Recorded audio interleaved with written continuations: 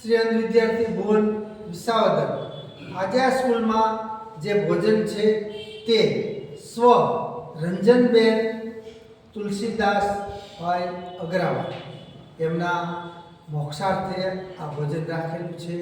તો આપણે સૌ પરમ કૃપાળુ પરમાત્મા એવા શ્રી રામચંદ્ર ભગવાનના ચરણોમાં પ્રાર્થના કરીએ કે રંજનબેનના આત્માને શાંતિ અને સદગતિ મળે અને પ્રભુ રામચંદ્રના ચરણમાં સદાને માટે સ્થાન મળે અને એમનો પરિવાર સદાને માટે સુખ શાંતિ અને સમૃદ્ધ રહે.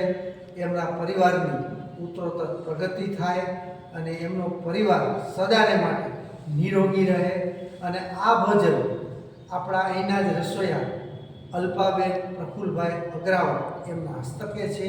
તો આપણે સૌ આ ભોજન લેતા પહેલાં પ્રાર્થનાથી શરૂઆત કરશું.